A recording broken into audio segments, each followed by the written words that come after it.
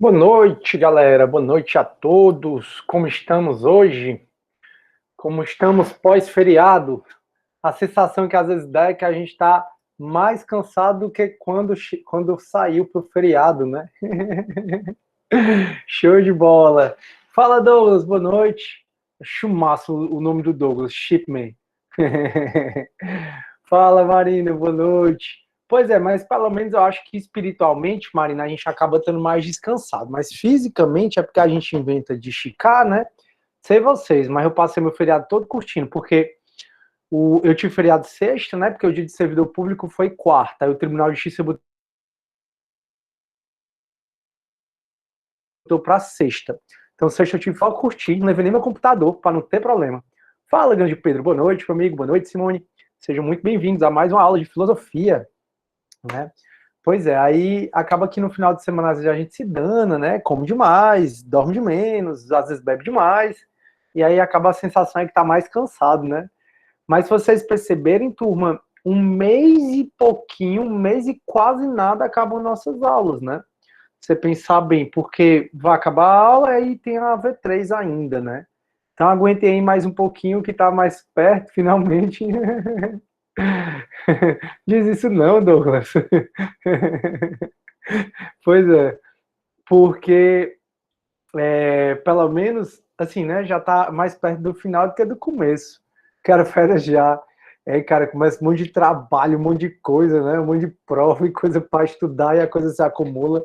Mas o engraçado é a sensação que o aluno geralmente tem no começo das aulas, né? No começo das aulas, tá tranquilo. Aí passa a primeira semana de aula, tá tranquilo, não tem muita coisa não. Segunda semana, tá tranquilo. Quando o aluno vê, ele já tá atolado de coisa para estudar, para fazer, de aula para ver, uma confusão toda. E olhe que assim, né, a gente não deixou, né, de ter nenhum dia de aula, a gente não fez nenhuma aula assíncrona mesmo, por isso que eu acho que acaba ficando mais coisa ainda, né, mas faz parte, faz parte. Essa aula, turma, na verdade, é uma aula bem tranquila, é uma aula bem curtinha, porque toda vida depois que vocês fazem a prova, o professor tem a obrigação de corrigir a prova com vocês. E eu, mesmo que não fosse minha obrigação, era uma coisa que eu faria, porque era uma coisa que eu acho justo, e é o momento da gente ver se o que eu cobrei foi falado em sala de aula, no GED, se tem alguma questão mal elaborada. Então é o momento que a gente discute, porque se for o caso, eu anulo alguma questão, se não for o caso, eu não anulo. Enfim. Então, e é também legal essa aula, porque a gente faz meio que uma retrospectiva de tudo, né? Já que a Unifor tem uma resolução que obriga os professores a fazerem prova com conteúdo cumulativo.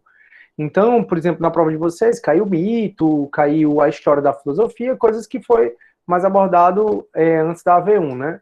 Mas ainda assim, quando a gente for fazer a AV3, essa parte vai cair também. Por isso que eu sempre digo, não deixe o conteúdo acumular, façam resumos, para não ter que ler tudo de novo. Porque se vocês tivessem só filosofia, era uma coisa, mas vocês têm filosofia, introdução à ciência do direito e outras quantidades de matéria ainda. E próximo semestre, turma, pode ter certeza, vai ser um semestre muito bom, que aí você começa a entender o direito constitucional, a entender a origem do nosso Estado, né? Como é que o nosso Estado, não a origem, mas como é que o nosso Estado funciona, que é dado pela Constituição, é a Constituição que constitui o nosso Estado. Temos a cadeira de Penal 1. Penal 1 é onde você aprende as bases, os princípios do direito penal, o que é crime. Temos direito civil, que é um ramo do direito super elitista, né? O direito civil ele só é aplicado mesmo por rico, porque por pobre mesmo não tem civil, não tem pobre consumidor. É uma triste realidade a do Brasil, né? Mas paciência. Aí o Douglas está dizendo assim, professor, eu mudei de turma e fiz a prova pela manhã. Agora eu vim para a noite. Eita, peste. Douglas, se eu lançar zero, tu bate o print aí das tuas notas e me manda, que aí eu retifico, tá? Não tem o menor problema com relação a isso, tá? Seja bem-vindo à turma da noite. Essa turma aqui é mega animada, porque agora eles estão calados e tal, mas daqui a pouco tu vai ver. Tem a Rebeca, né, que ela sempre faz os comentários ótimos. Aí tem o grande Pedro, Marina, que sempre comentam, a Sara, enfim. A turma aqui é muito participativa, graças a Deus, é muito bom.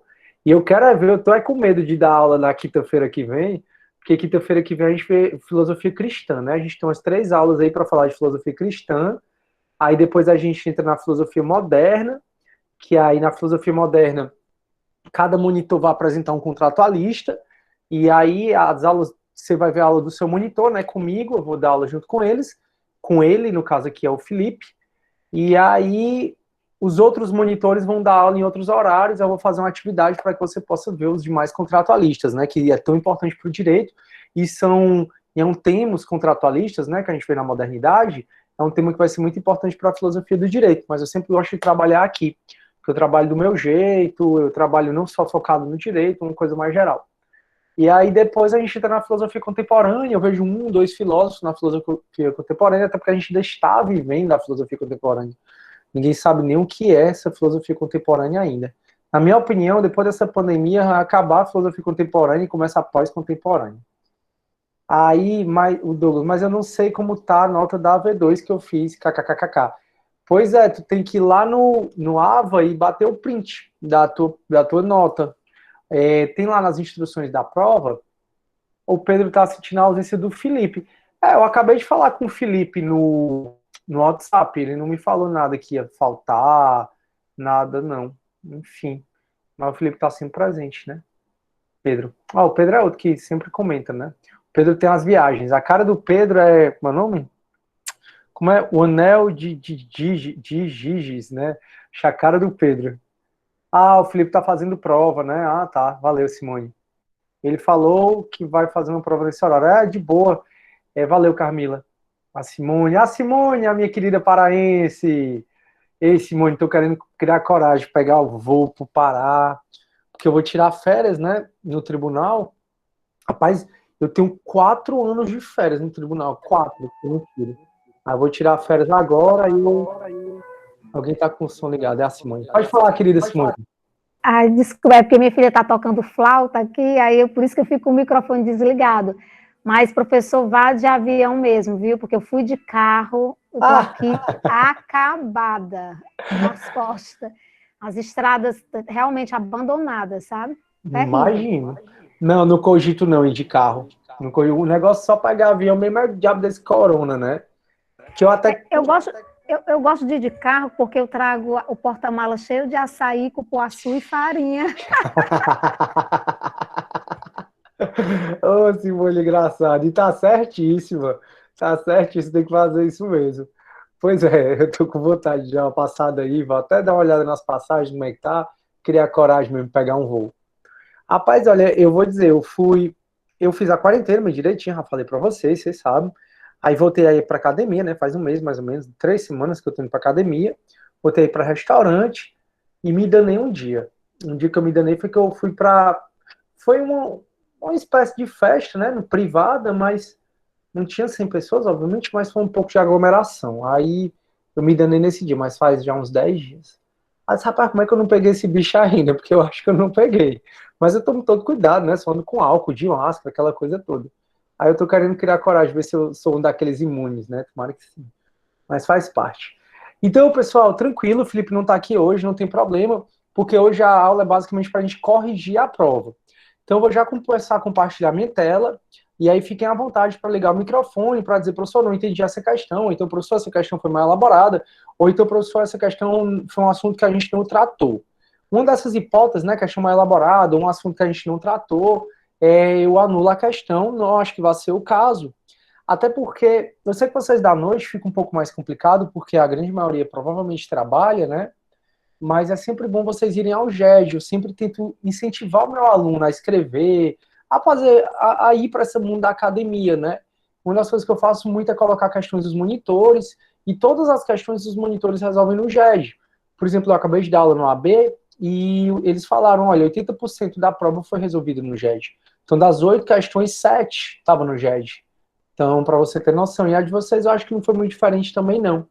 Beleza? Deixa eu ver aqui como é que ficou a média de vocês, turma. Vou entrar aqui no meu AVA, só para dizer para vocês como é que ficou a média. Esperem só um pouquinho. Tomara que vocês tenham ido bem. Eu ainda estou corrigindo os trabalhos, tá? Tá dando um trabalhinho, mas é isso mesmo. Está aqui para isso.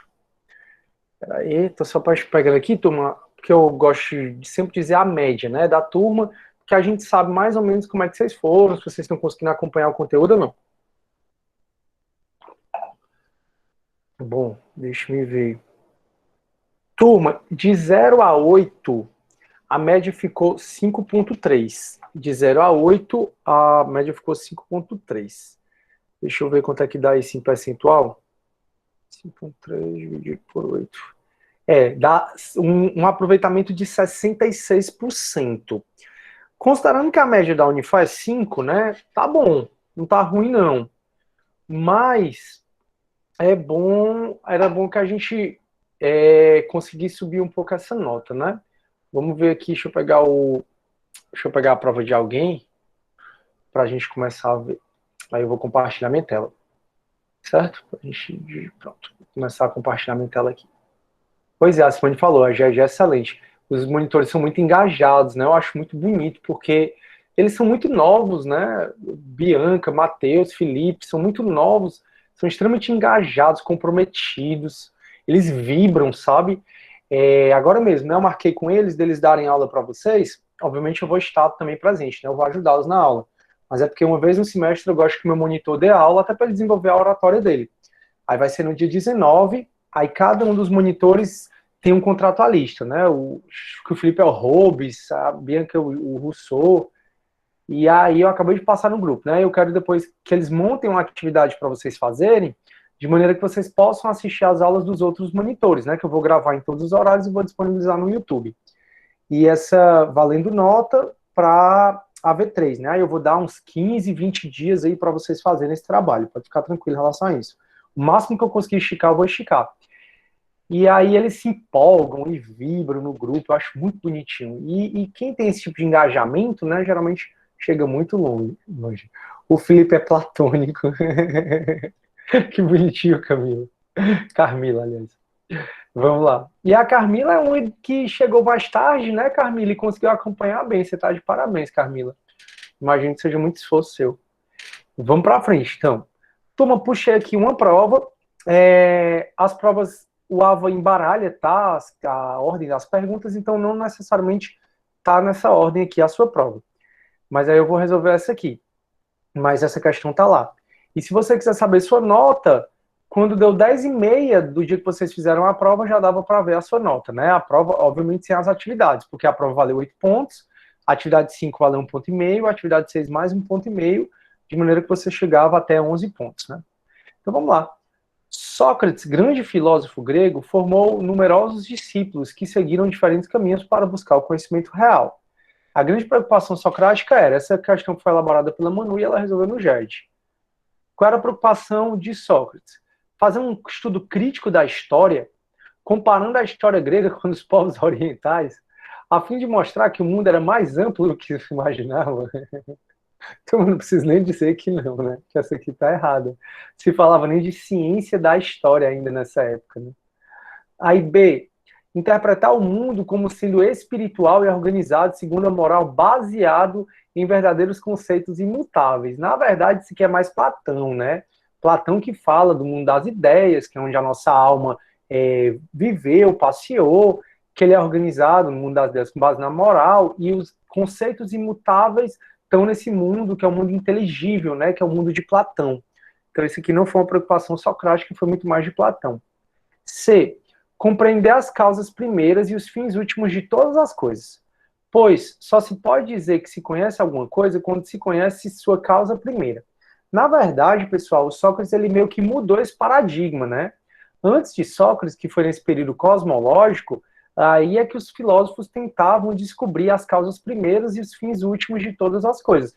Antes de Sócrates. Contudo, depois de Sócrates, saiu-se do período cosmológico e predominou o pensamento antropológico. E para Sócrates, a base de todo conhecimento é o autoconhecimento. Então, você só conhece alguma coisa quando você se autoconhece e não conhece a origem das coisas. Que causa primeira é como se fosse o que originou o universo, o que originou o ser humano, o que originou a causa primeira que originou as coisas. E Sócrates não está preocupado com isso, que a causa primeira que originou as coisas. Sócrates está preocupado com o autoconhecimento, né? Conhece a ti mesmo ali no oráculo de Delfos. Aí a D, o autoconhecimento que poderia ser obtido por meio da ironia e da maiêutica. Métodos que consistiam em fazer a indagação, fingindo ignorância, para despertar o interlocutor o conhecimento latente. Corretíssimo.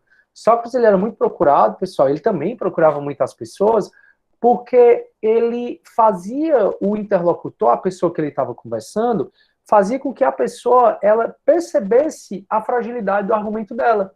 E com isso ele produzia mais conhecimento. Então, às vezes a gente está cheio de razão de uma coisa, e o Sócrates, muito sabiamente, conseguia, através de perguntas, fazer com que mostrar certas contradições nas nossas respostas. E o método da maiêutica socrática, ele é utilizado até hoje por psicólogos, é utilizado até hoje por juízes, promotores, advogados, esse método que a gente já conheceu, né? Então, autoconhecimento que poderia ser obtido por meio da ironia e da maiêutica, correto? A ironia é um momento que Sócrates mostrava a fragilidade do argumento, métodos que consistiam em fazer indagação, perguntas às pessoas, fingindo ignorância, para despertar no interlocutor conhecimento latente, correto? E a D, mostrar que todo conhecimento era obtido por intermédio dos sentidos humanos, e que por esses serem falhos, era relativo e limitado. Isso é mais uma discussão de Platão, né? Deixa eu só aceitar aqui. É só o Filipe é platônico, é muito, Leopoldo, imagino. Sim, voltando aqui para a prova. Então, turma, aqui o Sócrates não teve muita essa preocupação de falar sobre isso. Era muito mais, isso aqui é muito mais para Platão, né? No item E. Então, a resposta correta é a D de dado. Turma, se tiver alguma consideração, por favor, liga o microfone e fala, ou escreve aí no chat, tá bom? Então, vamos lá. Segunda questão, aqui é sobre o período helenístico, né? Um período de muita tristeza na Grécia. Então, eles acabaram discutindo muito a ataraxia, que é a paz de espírito. E o que é interessante no período helenístico, pessoal, é uma aula que transforma a gente, né? Aquelas 4 escolinhas. Tanto é que uma das escolas do período helenístico é a filosofia estoica, e o estoicismo é uma filosofia que está presente até hoje nos livros de autoajuda. Então, nos livros Quem Mexeu no Meu Queixo, os livros Os Homens São de Marte, A Mulher São de Vênus, esses livros de autoajuda são muito baseados na filosofia estoica, que é chamada filosofia da coragem. Vamos ver então o que a segunda questão diz, certo? O período helenístico tem por objetivo a busca da ataraxia, que é o estado de espírito ou imperturbabilidade da alma. E com isso surgem várias escolas com diferentes ideias centrais. De acordo com seus conhecimentos sobre as escolas do período helenístico, assinale a opção verdadeira. Bora lá. Cinismo tem como ideia central rejeitar todos os valores mundanos. Não deveriam existir governos ou propriedades privadas, casamentos e nem religião oficial. O isolamento é o caminho para alcançar a felicidade. Turma, o cinismo, ele tem como um dos principais representantes o Diógenes de Sinope. E ele é exatamente esse cara que eu acho que está até no grupo de vocês, né? A foto do grupo do WhatsApp é o Diógenes. Que, para o cinismo, essa forma como a sociedade foi construída é uma sociedade que é uma forma que gera muita angústia para a gente. É muito trabalho. Então, o que é que eu tenho feito, né? Há, sei lá, bem 2 meses, eu fico sentado nessa cadeira sem parar de trabalhar o dia todinho. Isso gera aquela angústia, né? Isso gera aquela coisa, prosa, cobrança. Aí vem o capitalismo, querendo que a gente compre um bocado de coisa. Então, para ele, a forma de você achar a sua paz de espírito é você fugir da sociedade, é você fugir dessas questões.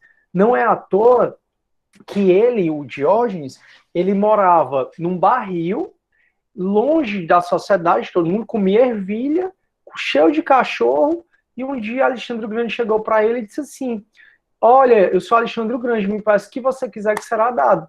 E o Diógenes só fez assim, um movimento para Alexandre o Grande sair da frente dele, porque estava atrapalhando o banho de sol dele. Então essa aqui é verdadeira. A próxima. O epicurismo tem como ideia central o prazer. Essa discussão aqui é interessante, turma. A grande maioria dos filósofos nega o prazer como forma de você alcançar a felicidade, certo? Porque eles dizem que o prazer da carne, né? Esse prazer da gente de beber, de comer, de fazer sexo, para eles, para boa parte dos filósofos, é um prazer que te faz ficar mais longe ainda de alcançar a tua paz espiritual. Porque, muito embora momentaneamente possa ser prazeroso, geralmente esses prazeres da carne depois vem uma rebordose, depois vem uma coisa ruim. Então, eu bebo muito, fico feliz, aí depois vem a ressaca. Eu como muito, fico feliz, aí depois vem aquela sensação de enjoo, de se sentir mal. Sobre sexo eu não vou falar. Mas o fato é que a grande maioria dos filósofos, eles têm essa questão de não se entregar aos vícios, né, aos prazeres de fumar, de beber, esses prazeres mais carnais. Já o epicurismo, de todas as 4 escolas do helenismo, ele é o único que considera o prazer, sim, prazer mesmo da carne, como uma forma de você buscar a sua paz de espírito, a sua felicidade. Só que ele considera o prazer moderado. Então, o epicurismo ele é muito do prazer moderado. De todos eles, né, do cinismo, epicurismo, estoicismo e ceticismo, só o epicurismo ele considera o prazer mesmo como algo. Mas, assim, é um prazer moderado. É você jantar com os amigos, você jantar moderadamente. Tem uma frase de Epicuro que é muito conhecida, que é assim: dai-me, preste atenção no exagero do cara, tá? Dai-me um pedaço de queijo e eu me deleitarei num banquete. Então, quando a gente imagina um banquete, a gente imagina aquela fartura, muita comida, muita coisa. E para Epicuro, com queijo, um pedacinho de queijo, desculpe, para eles, me engasguei aqui. É porque para fortalecer a minha imunidade, eu tomo tudo que vocês imaginarem. Mel de caju, limão, alho, gengibre, canela, que mais, meu Deus? Redoxon, caloba. E aí eu comprei pólen, né? Aí vez por outro desse, aí agora eu desci mesmo, aí espremi o limão, botei mel de caju, botei que mais, meu Deus? Sei lá. Botei própolis, e aí taquei pólen. Só que eu acho que ficou um pólenzinho na minha garganta. Aí por isso que eu tô engasgando, mas vamos pra frente.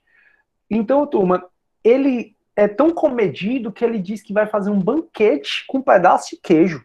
Isso é surreal, né? Então até aí tá correto, né? Essa aqui foi correto, né? O V, só para não me perder com a resposta correta. Aí o epicurismo tem na ideia central, tem como ideia central o prazer. E que todos devem se entregar aos prazeres da carne e viver intensamente. Libertar as pessoas do medo, ensinando-as a libertar-se da morte, do temor, da busca pela vida, pela felicidade e pela realização pessoal. Turma, não é bem assim, não. Porque o epicurismo, ele realmente tem como ideia central o prazer, mas que nem todos devem entregar-se ao prazer da carne e viver intensamente. Não, não deve se entregar. Você deve ter o prazer da carne de maneira moderada. Lembre que a maioria dos filósofos, eles dizem que o prazer da carne nos afasta da felicidade. Por isso que os budistas, aquela galera, eles fazem um jejum, por isso eles renunciam a esses prazeres, né? Aí libertar as pessoas do medo. Turma, a filosofia da coragem é muito mais o estoicismo do que o epicurismo, tá? Então isso aqui estaria errado também. A libertar-se do temor da morte e do temor da vida, busca pela felicidade e realização pessoal. Essa aqui é para estar errada. O epicurismo não tem essa pegada. Então ficaria VF. Vamos para frente. Ó, VF, só vai poder ser VF. Ah, não, pode ser essa aqui, né? O estoicismo tem como ideia central viver de acordo com a natureza e a indiferença a tudo que é externo ao ser. O homem deve buscar pelos prazeres da alma e não pelos prazeres da carne. Turma, realmente o estoicismo, ele tem como... o gabarito já está errado aqui, viu? Porque aqui deu como errada, né? Falsa. O gabarito já está errado. O gabarito vai ser a... Deixa eu só ver o ceticismo, eu digo qual vai ser o gabarito, tá? Então, o estoicismo, turma, ele tem como ideia central viver de acordo com a natureza e a indiferença tudo que é externo ao ser. Na verdade, o estoicismo, ele tem, assim, como ideia central, tá, aqui acaba estando correto, tá? Porque não é que... A indiferença que é pregada aqui é muito na seguinte situação, que pro epicurismo, pro estoicismo, aliás, que é a filosofia da coragem, você tem que ter coragem de mudar o que você pode mudar e coragem de aceitar o que você não pode mudar. Por isso que é mais essa indiferença, né, que é a filosofia da coragem. O homem deve buscar pelos prazeres da alma, isso aqui está correto, e não pelos prazeres da carne. Então aqui também está correto. Aí, vamos só ver essa para ver qual é o gabarito.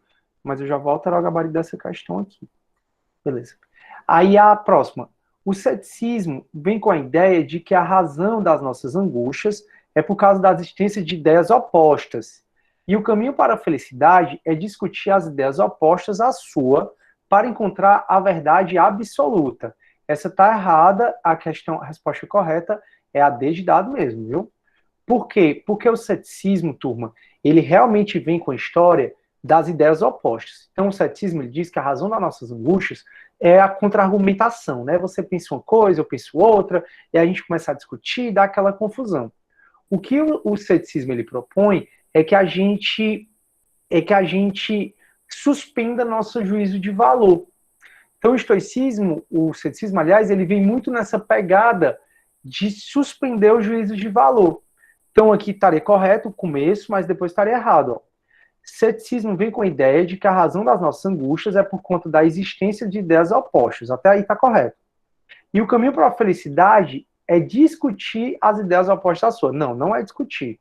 O caminho para a felicidade é você simplesmente suspender juízo de valor. É você não se meter. Então, a sua família está aí no grupo do WhatsApp, morrendo de brigar por político, por isso, por aquilo outro. Aí, para o ceticismo, você tem que ficar na sua. E é assim que você acha a sua felicidade. Então, turma, essa aqui eu preciso alterar o gabarito. A questão dessa aluna aqui. Deixa eu só anotar aqui, turma, só um minuto. Questão do período helenístico. Pronto. É VF. Pronto. Então, essa parte aqui estaria errada. Beleza? Olha aí que legal. Ó. Você já pode ter mais ponto, um pouquinho a mais. Aí, vamos lá. Terceira questão. O diálogo socrático de Platão é uma obra baseada em um sucesso histórico. No fato de Sócrates ministrar seus ensinamentos sob a forma de perguntas e respostas. Sócrates considera o diálogo como forma por excelência do exercício filosófico e o único caminho para chegar a uma verdade legítima. Tanto é que Sócrates não escreveu nada, lembra? Que ele não dava valor ao conhecimento com base nos escritos, ele dava valor ao conhecimento oral. De acordo com a doutrina socrática, escolha uma. A. O período antropológico deriva da impossibilidade do autoconhecimento e é, portanto, de natureza sofística. Turma, na verdade, o que Sócrates mais pregava no período antropológico era o autoconhecimento, né? Então, o exame antropológico deriva da impossibilidade de autoconhecimento falso.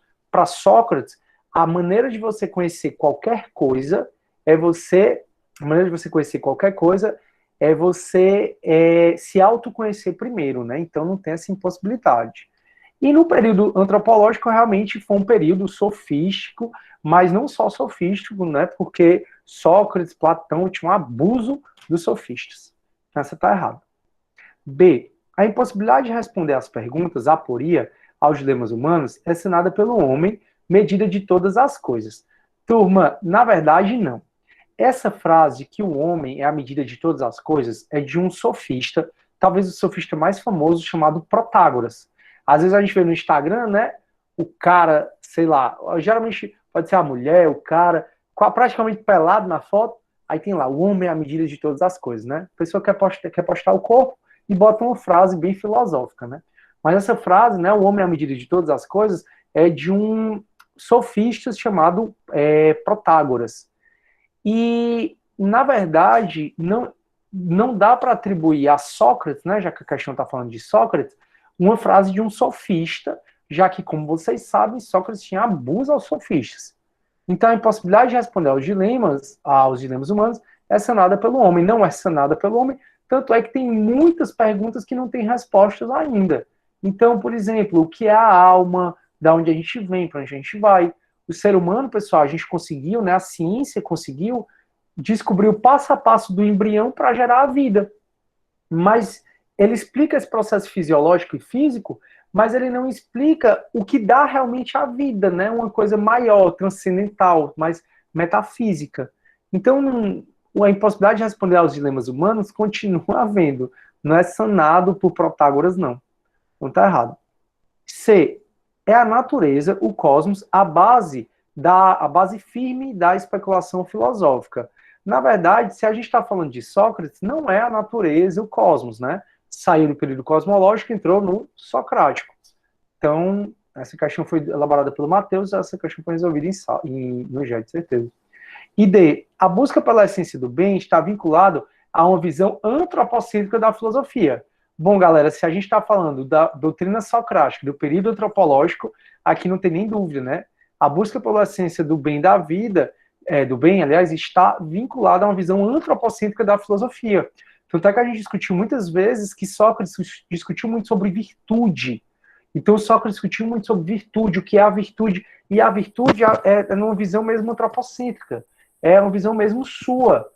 Fazer o que você acha correto, fazer o que lhe dá aquela paz de espírito. A D, então, está corretíssimo.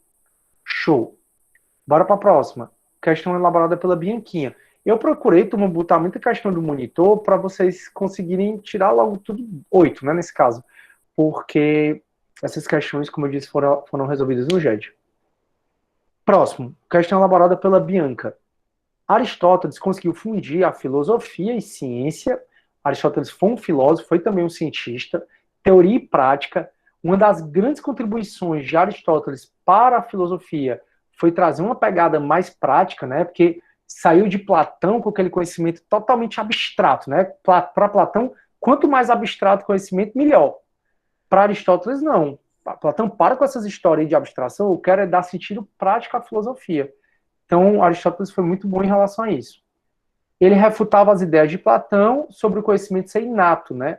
Para Aristóteles, todo conhecimento vem da experiência humana. Daí existem os racionalistas, como Kant, como Platão, que entendem que o conhecimento é inato, está inato na nossa alma, e existem os empiristas, né? Como David Hume, como também o próprio Aristóteles. E aí, para ele, todo conhecimento vem da experiência humana, né? Para Aristóteles, nós somos uma folha em branco, né? Tudo que a gente vai aprendendo com as nossas experiências na vida. Já para Platão, não. Tudo que a gente vai aprender, na verdade, a gente já sabe. Se fosse assim, né? Isso é muito bom, né? Não precisa mais nem estudar. Mas Deus está vendo. Vamos lá. Escolha uma. Para Aristóteles, não existe o dualismo entre o mundo sensível e o mundo inteligível. Pois se lá existe uma forma perfeita do homem, teria que existir a forma da forma perfeita do homem ad infinito. Corretíssima. Turma, até na aula eu falo da obra de Rafael Sanzio, que aí tem Platão de um lado apontando para cima e tem Aristóteles do outro apontando aqui para baixo. Eu digo, para Aristóteles ele está apontando para baixo porque ele não acredita nesse mundo das ideias, né, de Platão. Porque ele diz, Platão, quer dizer que eu sou tudo que é material, como esse copo, como eu, como esse ar-condicionado, como esse computador, tudo que é material é uma cópia imperfeita do que é perfeito que está no mundo das ideias. É isso? É. Então, se o homem tem uma cópia, cadê a cópia da cópia? Então, se eu tivesse uma cópia, ele diz, né, Aristóteles, se eu tivesse uma cópia, se eu sou um homem e eu tenho uma cópia, é porque a minha cópia tem outra cópia. E essa outra cópia tem outra cópia, e assim há de infinito. Platão, sinto muito, essa sua ideia não faz sentido. Isso na cabeça de Aristóteles, né? Aí B. Assim como Sócrates, ao espalhar um sentimento antimacedônico e querer ele morto, Aristóteles optou por não fugir. Falso. Muito embora Aristóteles fosse grego, quando o Alexandre o Grande morreu e o Império Macedônico acabou se dissolvendo, criou-se um sentimento antimacedônico muito grande na Grécia.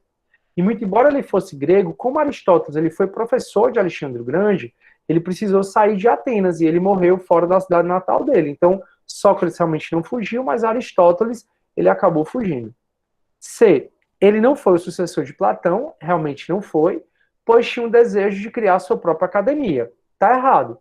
Ele não foi sucessor de Platão porque não escolheram ele para ser o sucessor de Platão. Ponto.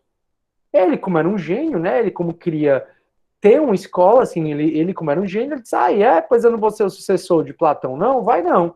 Pois então eu vou criar a minha escola só para concorrer com vocês. Então, ele não foi sucessor de Platão porque não escolheram ele como sucessor de Platão.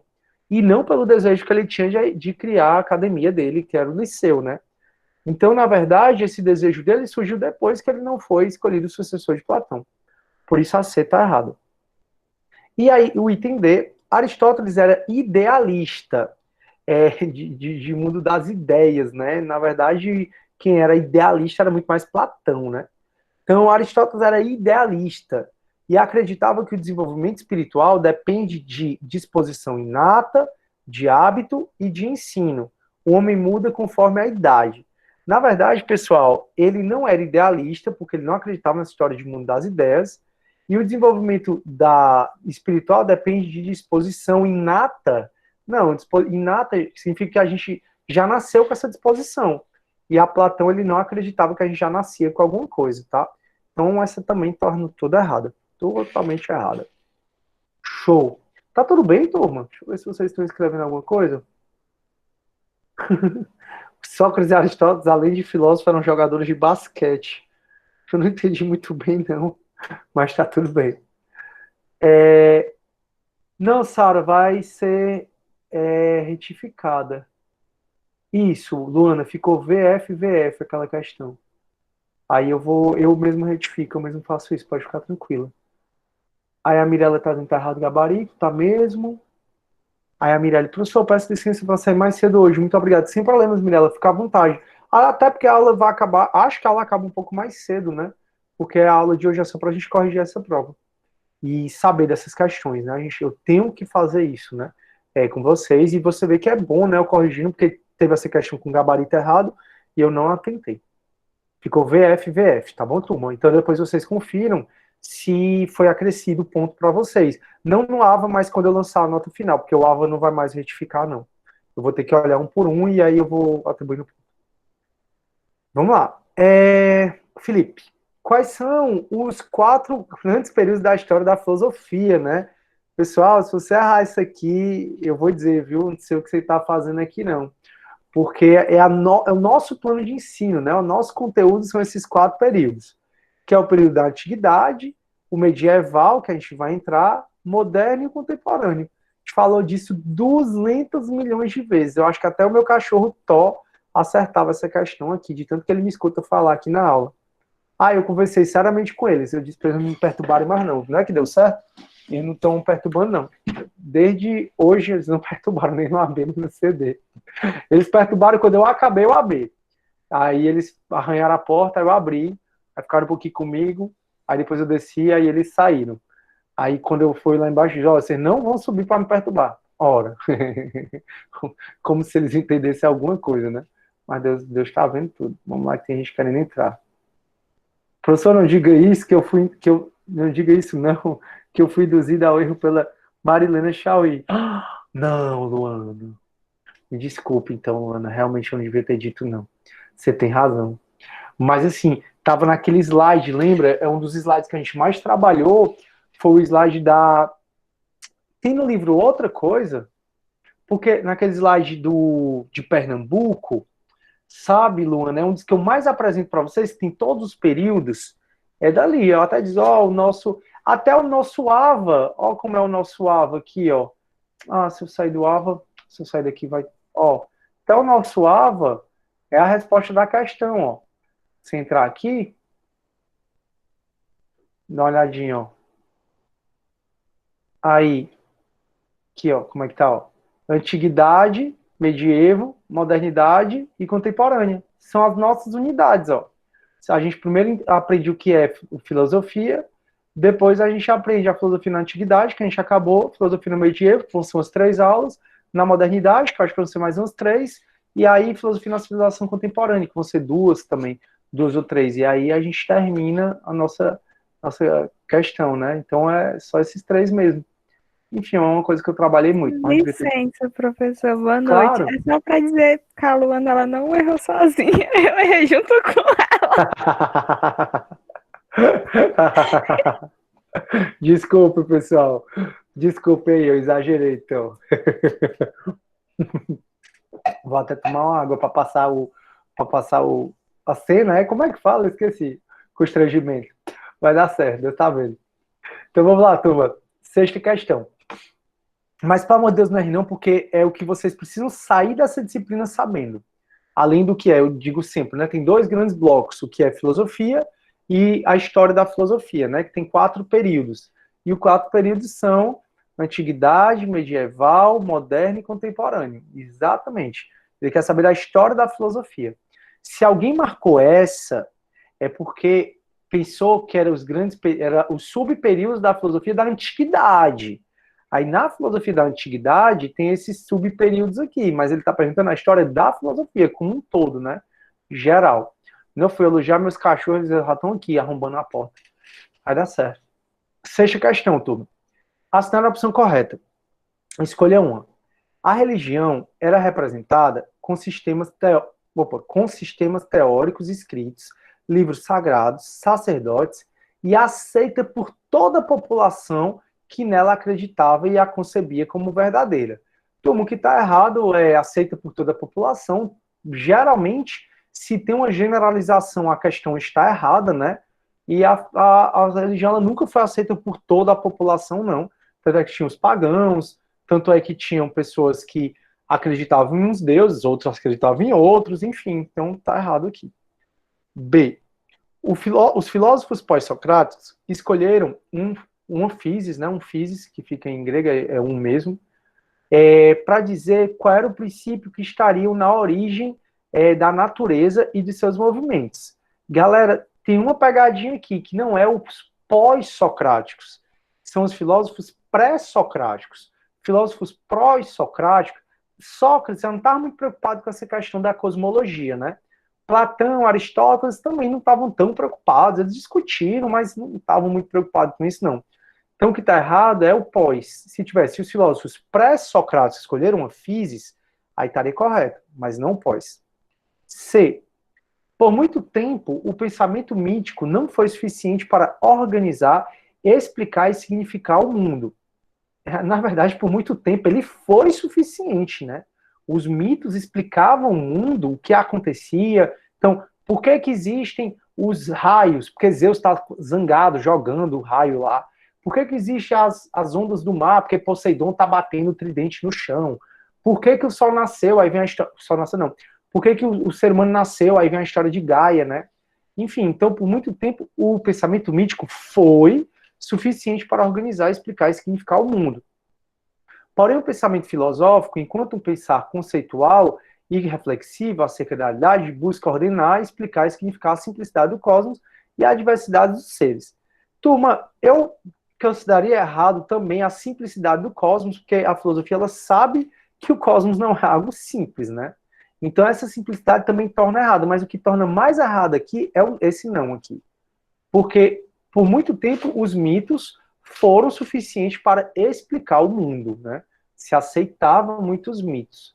Aí só depois que vem Tales de Mileto propondo uma nova forma de pensar. Essa está errada. D.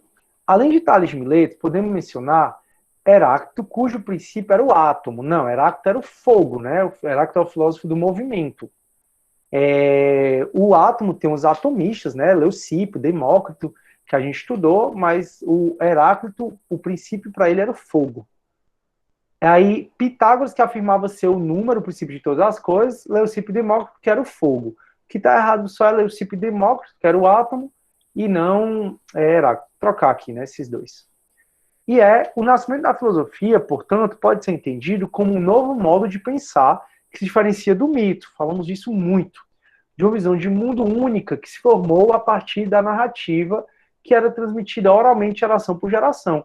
Durante muito tempo foi o conhecimento filosófico transmitido, né, de maneira oral. Essa aqui realmente ela está correta. Não tem erro aqui não. Sétima questão vai dizendo assim, ó. Considerado um dos principais filósofos da humanidade, Platão teorizou em suas obras acerca da política, desenvolvendo reflexões sobre temas como... Então, Platão, o que é que ele quer saber? O papel imprescindível do Estado no estabelecimento de um contrato social que garantisse os direitos de todos os cidadãos. Falso, pessoal. Essa história de contrato social, que aí vocês estão vendo isso em ciência política e vão ver um pouco comigo, é mais na modernidade, tá? É mais com Maquiavel, que vai falar do conceito de Estado, no Príncipe, é mais com Montesquieu, Rousseau, coisa que a gente vai falar. Então, Platão não falou nessa história de contrato social, não. Aí, Platão falou de virtude das pessoas que moram em uma república. Lembra que a gente falou das virtudes? A gente falou dos de ímpeto, a gente falou dos que têm fome, a gente falou também dos filósofos, né, dos racionais. Então, realmente, Platão abordou virtudes, eu até expliquei para vocês, o livro República, né? E questões relacionadas ao ímpeto, ao apetite e à razão. Perfeito, a gente trabalhou isso, acho que em 2 aulas. No final de uma aula e no começo da outra eu falei sobre o livro A República, as virtudes de Platão. Realmente a B está correta. C. A divisão necessária dos três poderes, executivo, legislativo e judiciário, de modo que houvesse uma autorregulação dos mesmos. Falso. Para Platão, a república ideal era governada pelos filósofos. Ponto. Não existia essa divisão. Essa divisão de executivo, legislativo e judiciário é muito mais da modernidade, né? Que a gente vai estudar depois da filosofia medieval. Então tá errado. D. A liberdade de expressão na imprensa, não tinha nem imprensa, turma. E a tolerância religiosa no espaço público. Não. E é o uso justificado dos meios, dos mais variados meios, para se atingir um fim nobre e garantir a permanência do governante no poder. Isso aqui é mais Maquiavel, né? Não é Platão. Então não teria outra resposta, só pode ser a B de bola mesmo. E oitava vai dizer assim, ó. Olá, professor, com licença, Pode falar, boa noite, amigo. tudo Vou bem? voltar aqui. Tudo ótimo, boa noite. Estou feliz por você não ser o mesmo da aula passada. Professor, você pode só voltar na questão anterior, na 6, por gentileza? Posso. É que eu estou intrigado aqui com a dúvida e não estou confortável. Show. Pode falar, amigo. É que, como você estava citando aí na questão de tempo, que o erro é apenas esse detalhe, não foi suficiente que você falou do tempo aí, mas aí como se caracteriza muito tempo?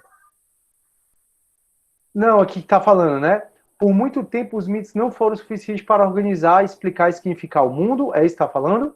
Isso, Aí a pois gente... é, assim, é que eu tô aqui intrigado, assim, porque ele cita por muito tempo que não foi, mas na filosofia, esse muito tempo é marcado por quanto tempo, digamos? Até o século VII a.C., predominava essencialmente e tão somente o pensamento mítico, né? E durante muito tempo ainda se perpetuou. Aí foi a Grécia, no caso, não só a Grécia em si, mas a Grécia enquanto polis, num sentido maior, foi que começou a propor uma nova forma de pensar. Então, quando surgiu a filosofia lá em Atenas, e a gente tem uma visão muito eurocêntrica, né, de dizer que a nossa filosofia ocidental surgiu na Grécia, ainda perdurou no mundo todo esse pensamento mítico, entendeu? Então, se você pensar hoje mesmo, tem tribos indígenas, tem tribos africanas, tem tribos de outros povos que acreditam ainda no pensamento mítico. Então, se você pensar bem, os mitos, eles são suficientes para explicar para algumas pessoas, não é mais regra, né? Mas foi regra, os mitos eles são suficientes para explicar as coisas para muitas pessoas até hoje, entendeu? Então, assim, realmente dizer que por muito tempo o mito não foi suficiente torna a questão errada. Torna a questão errada totalmente. E também torna a questão errada o fato da simplicidade do cosmos, sabe, Pedro? Porque realmente a filosofia ela não acha que o cosmos é simples, não. Pelo contrário. Essa semana mesmo, acho que foi domingo, eu estava tomando um né, com meus amigos, aí começam os pensamentos filosóficos. E a filosofia, ela entende que diante da magnitude do universo, da vastidão do cosmos e da Via Láctea, o que a gente é nada. Então, a filosofia, ela sempre tem essa questão de a gente ser sempre muito simples, porque o que a gente faz, pessoal, frente ao que o universo é nada. Então, às vezes a gente fica com raiva, fica isso, fica aquilo outro, se acha muito importante, algumas pessoas, né?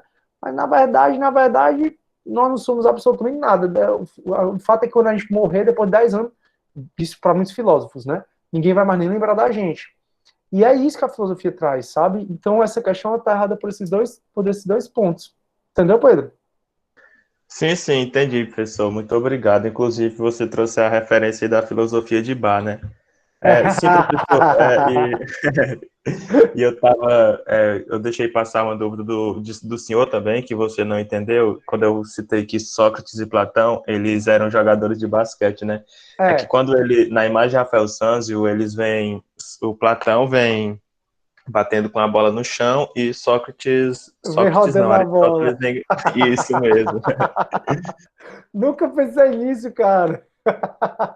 Nunca nem vi ninguém dizendo isso. Que legal, Pedro. Agora que eu entendi. O que eu pensei é que eu não entendo muito de esporte, né? Eu não acompanho o esporte, infelizmente, porque todo brasileiro gosta de futebol, né? Eu não gosto de nenhum esporte. E gosto assim, né? Eu faço natação, eu faço musculação, mas assim, de acompanhar nenhum. Aí que é que acontece? Aí eu sei que tem um jogador, acho que é do Brasil, que se chama Sócrates. Aí eu pensei que tivesse também do basquete, mas agora é que eu entendi. E muito boa, Pedro, a referência aí, cara. Gostei mesmo. Show. Deixa eu ver se alguém tá mais com dúvida. Isso, aí Camila, a Camila tá falando sobre os períodos, né, da filosofia. Eu até disse que os períodos da filosofia são iguais os períodos da história que a gente vê no ensino médio. Foi, Camila, eu falei isso mesmo, muito bom. Agora o senhor está mais sabido. Eu não entendi, foi nada. Ah, tá, tô mesmo, Pedro, obrigado, estou mais sabido. E o Herculano tá aí aparecendo, o Herculano deve estar aí dando conta do Gael, que deve estar tocando terror na casa dele. Mas vai dar certo, viu? Deus está vendo tudo. Vamos para frente. Show, deixa eu acabar aqui aí o Herculano. Exatamente. Show. Então eu já acabei de ver a 7, né? Deixa eu ver. Já acabei de ver a 7. E agora a 8ª e última questão. Vamos nessa. Lê as afirmativas a seguir. Essa questão, turma, se eu não me engano, eu coloquei ela na V1. Não lembro se foi na primeira ou na segunda chamada, mas eu lembro que eu resolvi com vocês. Me corrijam se eu estou errado, mas eu acho que eu já fiz essa questão, né? E era uma questão que caiu em prova de concurso, dava de toda forma para vocês darem uma olhada, né? Então vamos lá. A filosofia se expressa na busca da compreensão da totalidade do universo pretendido. Turma, tudo na vida é objeto de pergunta da filosofia. Então a filosofia, tudo a filosofia pergunta, né? Então quando ele fala aqui que a filosofia se expressa, né, ela fala quando ela busca a compreender a totalidade do diverso, do outro. Então ela procura entender a totalidade do que ela percebe. Então o que ela percebe? O que a gente percebe? Então tudo que a gente percebe, percebe que tem alma, percebe que tem corpo, percebe que tem conhecimento, percebe que tem o quê? Aí ela busca compreender de uma maneira geral, né? Então, por meio de um princípio unificador, mesmo que este seja entendido como pura processualidade. O que essa questão está dizendo, turma, em outras palavras, é que tudo pode ser objeto de questionamento da filosofia, e pode mesmo. E que a filosofia ela está muito mais preocupada com o processo de pergunta do que com as respostas. Então a gente conversou muito sobre isso, até disse, por exemplo, o Gael, né, deve ter seus 4 anos, né, Herculano, se eu não me engano. Sou muito bom para adivinhar a idade, não, mas eu imagino que o Gael tem uns 4 anos. O Gael provavelmente está na fase dos porquês. Essa é a melhor fase para você ser um filósofo. Os filósofos dizem que o filósofo ideal é igual a uma criança de 4 anos, que de tudo pergunta. Agora mesmo, nesse final de semana, eu estava na casa de praia dos meus pais, aí tinha uma meninazinha lá. E aí a meninazinha de 4 anos diz, ei, como é teu nome? Eu digo Sidney. E ela, por quê? Aí toda a menina perguntava por quê. E aí eu só lembrando, né? E a gente vai perdendo isso, infelizmente. Então, realmente, a filosofia, ela busca compreender tudo, o que ela percebe, e ela busca tentar unificar, ainda que essa unificação seja muito mais um processo de perguntas. Porque para a filosofia, a pergunta é muito mais importante do que a resposta. Esse processo é muito mais importante que a resposta. Essa está correta. 2. A filosofia se expressa como uma atividade especulativa. Filosofia é especular, tá? Se você consegue comprovar, deixa de ser filosofia apenas e vira ciência, muito embora a filosofia seja a ciência das ciências, mas a filosofia, ela se expressa como atividade especulativa na busca e na análise dos pressupostos que pretendem fundamentar a imediatidade da vida. Então, realmente, a filosofia, ela vem a ser uma atividade especulativa quando ela busca e analisa todos os pressupostos que pretendem fundamentar a existência da vida. Então, lembra que eu falei para vocês que a filosofia ela é chata, ela não parte de pressuposto nenhum, ela, na verdade, fica perturbando os pressupostos da ciência? Então, é uma atividade especulativa que busca e analisa os pressupostos das ciências. Então, realmente, é isso que a filosofia faz, ela é chata. Então, vem a ciência com vários pressupostos, vem a arquitetura, vem a estética com pressuposto de beleza, e a filosofia, tá bom, me diz o que é beleza. Geometria, beleza, tu tá estudando espaço, me diz o que é espaço. Então a filosofia, ela fica cutucando, né? Então tá correto. Aí 3, a filosofia se expressa como atividade promotora do estabelecimento de relações entre todas as áreas do saber, em busca de uma possível visibilidade do todo pressuposto. Tá correto, pessoal? A filosofia, ela é a ciência das ciências. Então todas as ciências, elas se convergem ou elas são convergidas da filosofia. Tem até não sei se vocês já viram um meme, que é o Harry Potter, né, que é o Daniel, alguma coisa, o nome do ator, Cliff, não sei, não lembro. Eu não sou bom de decorar nome, não. Eu já disse pra vocês que eu disse que minha mãe fumou maconha quando tava grávida de mim, porque eu não lembro de rosto nem de nome, mas tudo bem. O fato é que ele tá, né, ele tá andando no meio da rua com um cigarro, aí ele tá tipo com uma cinta no corpo dele e nele tá amarrado vários cachorros. Vários cachorros. Não sei se vocês já viram essa foto dele. E aí tem um meme que diz assim, filosofia apontando para ele, a filosofia lá toda gostosona, né, toda fumando, não sei o quê, e aí tem, cada cachorro vira uma ciência, né, biologia, matemática, física, química, direito, dizendo o quê? Que todas as ciências, elas são convergidas pela filosofia, a filosofia que manda em todas elas, e a filosofia, ela tenta achar um pressuposto que seja válido para tudo, porque a filosofia está sempre em busca da verdade. E a verdade tem que ser uma coisa, tem que ser algo que vale para tudo, para toda e qualquer situação. Aí, 4, então essa está correta. 4, a filosofia se expressa como atividade reflexiva na intenção de acompanhar, pela compreensão, toda a produção cultural humana. Aí eu volto para a mesma coisa, né? A filosofia é atividade reflexiva, de saber racional, e a filosofia tem a ideia, tem a intenção de acompanhar toda e qualquer produção humana. Tudo pode ser objeto de questionamento da filosofia. Tudo. Então, essa também está correta. E quinta e última, a filosofia se expressa como atividade interlocutora do conhecimento, ou seja, ela é uma interlocutora, ela fala, ela é interlocutora do conhecimento em si, estabelecida em forma de ciência, tematizando a sua fundamentação, a sua justificação e o seu exercício como efetividade. Essa também está correta. A filosofia, ela é o conhecimento falando através dela, né? O conhecimento falando através dela, esse conhecimento científico, né? Das ciências que sistematiza, e a filosofia vem e reverbera mais ainda. Então essa também está correta, foi uma questão que caiu no concurso, turma.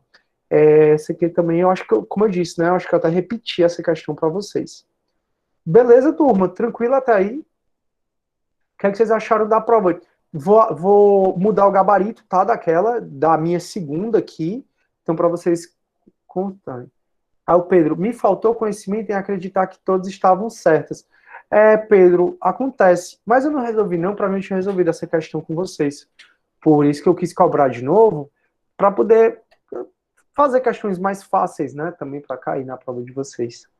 Mas, assim, no geral, vocês têm um ponto extra, se vocês tiverem feito a atividade 5 e 6, e aí dá para chegar até 11. Então, errando um, acho que não tem muito problema não, né? Não é isso? Sim, turma, querem comentar mais sobre a prova? Querem falar mais alguma coisa? Me digam aí o que é que vocês acharam. Se tava difícil, se tava fácil.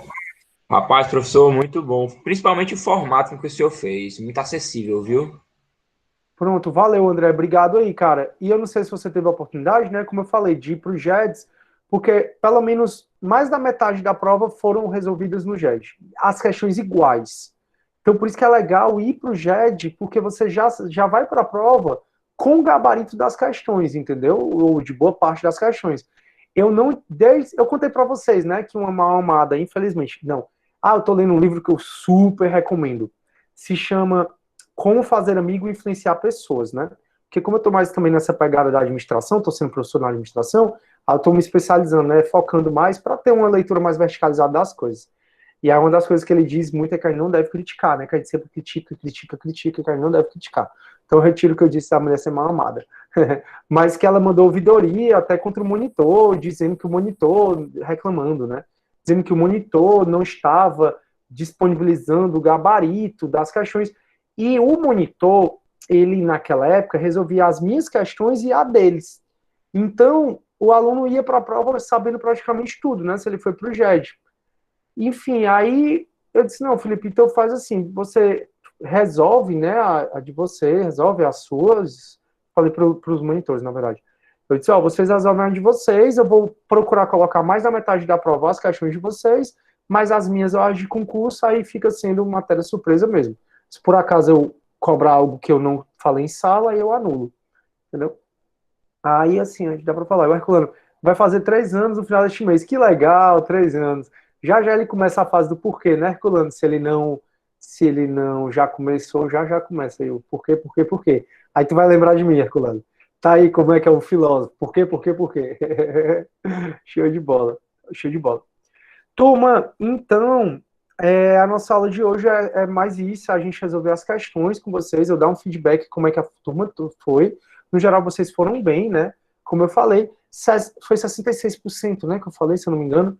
66% dava para ser um pouco melhor, mas considerando que a média da Unify é 5, tá tranquilo, tá ok. Então, fiquei feliz com o rendimento de vocês, principalmente que a maioria mata, como disse, acho que foi a Carmila, né? Um leão por dia, ou 2 ou 10 leões por dia, para estar aqui, né? E vocês estão todos de parabéns. E fiquem felizes, pessoal, porque já está acabando, né? Se você pensar, a gente tem um mês e uma semaninha aí, acaba as aulas, vocês fazem a V3 e morreu. Acabou o semestre. Professor, Pode falar. as notas já foram divulgadas? Não, ainda não, Caroline.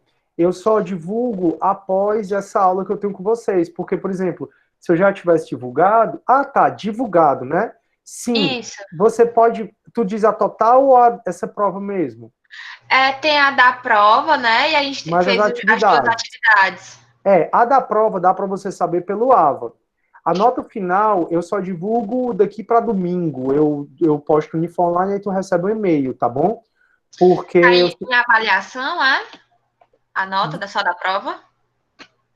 no Unifor Online, quando eu lançar, tu vai no Unifor Online na nossa disciplina, vai ter notas.